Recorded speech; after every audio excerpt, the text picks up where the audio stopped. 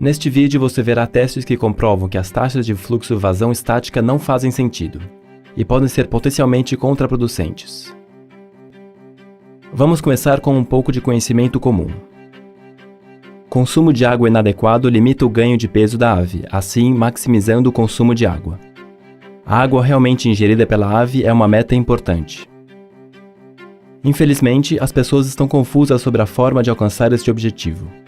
Algumas pessoas promovem a utilização de padrões de fluxo de vazão pensando que ajudam a maximizar o consumo de água. A fim de parafrasear a citação conclusiva, as taxas de fluxo de vazão do nipple devem ser medidas para garantir o melhor desempenho de frangos de corte. E continua dizendo, medir a taxa de vazão do nipple permite aos produtores e pessoal técnico assegurar facilmente a taxa de fluxo de água de bebida. Alguns padrões também exigem uma taxa específica de fluxo de vazão do bebedouro, medido por um teste de taxa de fluxo de vazão estática, com base na idade das aves. Este artigo especifica 7 ml por minuto por semana de idade, mais um adicional de 20 ml por minuto.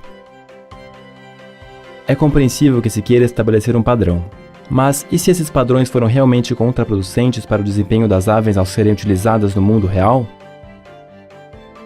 É muito o que depende desses padrões, por isso é fundamental submetê-los a uma análise rigorosa.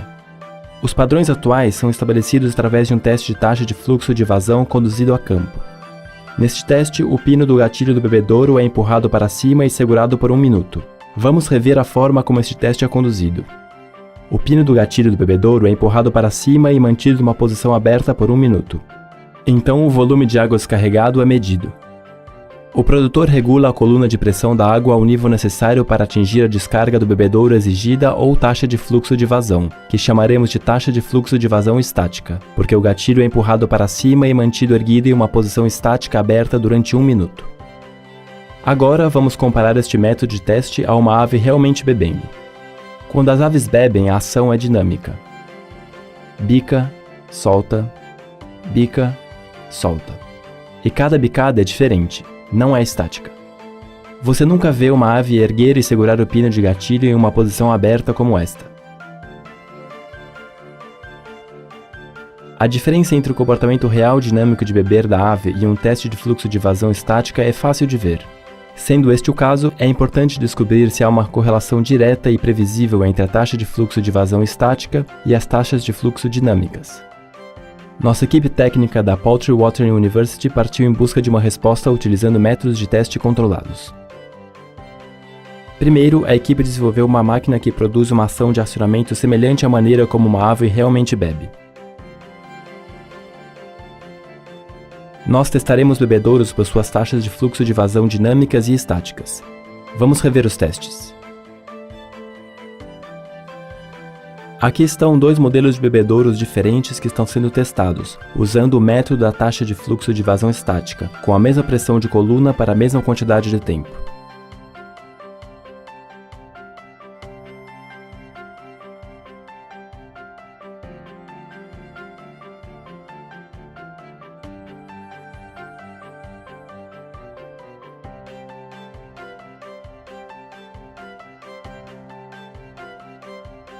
Após 1 minuto, o bebedouro B descarregou aproximadamente 109% mais água do que o bebedouro A no teste de taxa de fluxo de vazão estático.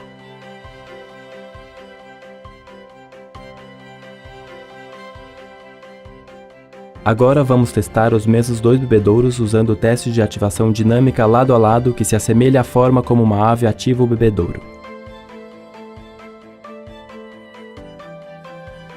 Logicamente que para o teste estático ser válido, o bebedouro B também tem que descarregar mais água que o bebedouro A usando este teste de fluxo de vazão dinâmico. Vamos ver.